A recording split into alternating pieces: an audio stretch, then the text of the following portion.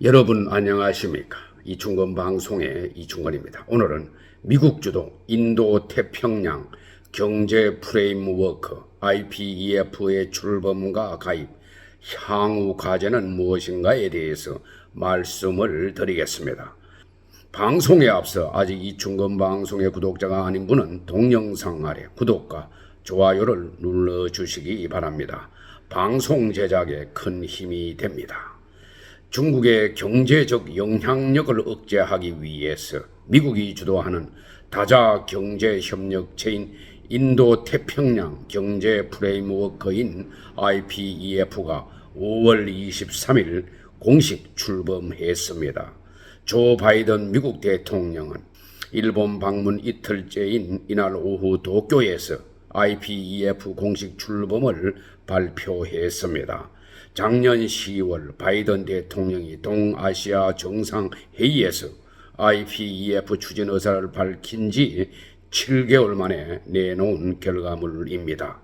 인도 태평양 경제 프레임워크, 인도 퍼시픽 에코노믹 프레임워크, 즉 IPEF는 미국 바이든 행정부의 주도로 구상되고 있는 인도 태평양 지역의 경제 안보 플랫폼 및 국제기구입니다.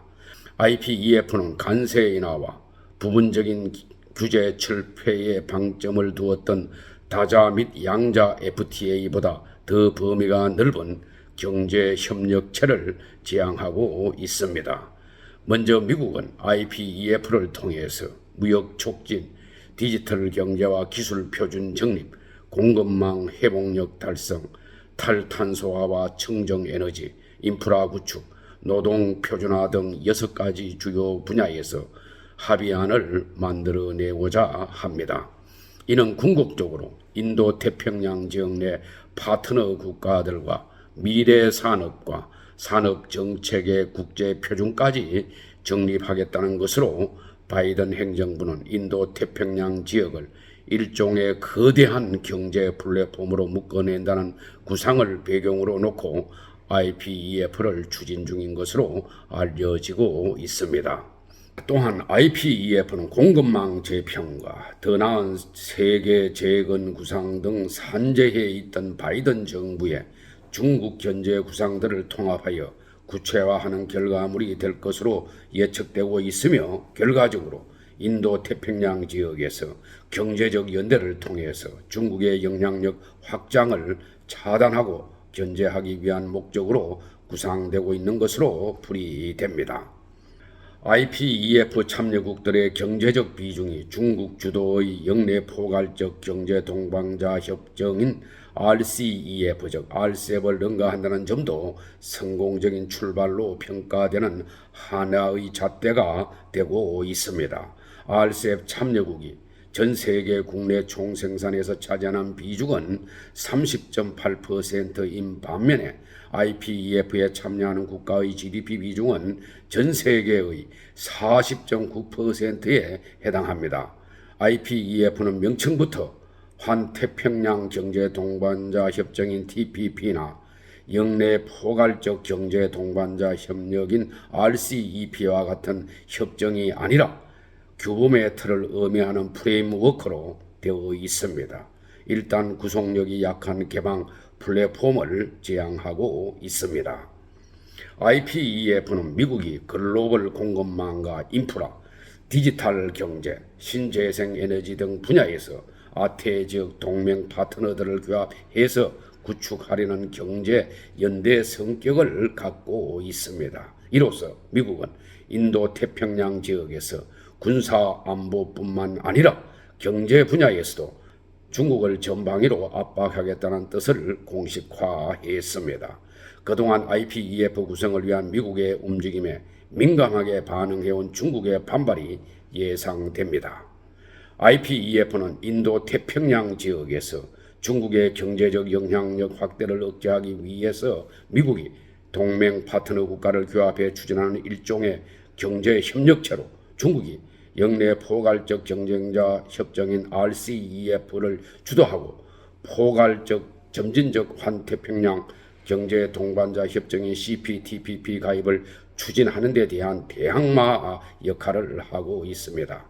즉 미국은 IPEF를 출범시켜 중국 주도의 영내 포괄적 경제 동반자 협정인 RCEP을 사실상 무력화한다는 전략과 함께 트럼프 행정부 시기 탈퇴한 포괄적 점진적 환태평양 경제 동반자 협정인 CPTPP를 견제하겠다는 포석도 깔려 있는 것입니다. 제이크 설리번 백악관 국가안보보좌관은 IPEF에 인도 태평양 지역의 13개 국가가 참여한다고 밝혔습니다. 우리나라를 비롯해서 미국, 일본, 호주, 인도 등 쿼터 4개 국가와 뉴질랜드, 싱가포르, 말레이시아, 필리핀, 인도네시아, 베트남, 태국, 브루나이 등이 참여해서 아시아 태평양 지역 총 13개 국가가 참여합니다. 동남아 국가연합 즉 아세안 10개 국가 중에서 군부 쿠데타 세력이 집권한 후 미국과 갈등 관계인 미얀마와 라오스, 캄보디아는 빠졌습니다. 가입 의사를 표명한 대만도 명단에서 제외되었습니다. 전통적인 통상협상은 참여국 간 분야별 관세 인하 조치 등을 통해서 시장 접근을 용이하게 하는 규정을 포함하고 있지만은 IPEF는 관련 규정이 없기 때문에 경제적인 이득을 계량하기 어렵다는 평가가 있습니다. IPEF는 대신 공정무역과 공급망, 클린 에너지, 과세, 반부패 등 4개 과제에 집중한다는 방침입니다. 그러나 미국 기업이나 IPEF에 참여하는 다른 나라 입장에서 실질적으로 어떤 혜택을 받을 수 있는지 모호해서 강한 결속력을 유지하는 문제가 향후 과제가 될 전망입니다. IPEF 출범을 분열 책동이라면서 비판하는 중국의 반발도 앞으로 IPEF가 성공적으로 순항하는 데 변수가 될 것으로 보입니다. 느슨하게 출범하면서 아세안에서 7개 국가가 동참했으나 IPEF 결속력이 강화될수록 중국의 반발 강도가 높아지면서 참여국들의 중국 눈치 보기가 심화할 수가 있습니다. 우리나라를 포함해서 참여국 대부분이 중국을 제1무역 파트너로 두고 있다는 점에서 그렇게 봅니다. 미국 주도의 인도 태평양 지역 무역 질서 확립을 위해서 IPEF에 중국이 참여할 가능성이 작음에도 미국이 IPEF를 열린 플랫폼이라고 강조한 것도 이런 측면을 고려한 것으로 분석이 됩니다. 이와 함께 사실상 대중국 견제가 목표이면서도 대만이 빠진 것도 논란이 되고 있습니다. 지역 패권을 놓고 경쟁하고 있는 중국의 반발을 감안해 긴장 수위를 조절하기 위한 측면으로 분석되지만은 대만의 미참여로 미국 입장에서는 IPEF 출범의 의미가 퇴색할 수 있다는 지적이 일각에서 나오고 있습니다. 앞서 미국 상하원 일부 의원들은 미국 정부에 대만을 IPEF에 참여시킬 것을 강하게 촉구한 바 있습니다. 아무튼 윤석열 정부가 IPEF에 발빠르게 가입한 것은 바람직한 현상으로 생각이 됩니다. 향후 IPEF의 순항 여부는 앞으로의 행보가 어떻게 전개되는가에 따라 달라질 수가 있습니다. 오늘 방송은 여기서 마치겠습니다. 제 영상을 끝까지 시청해 주신 여러분들께 감사의 말씀을 드립니다.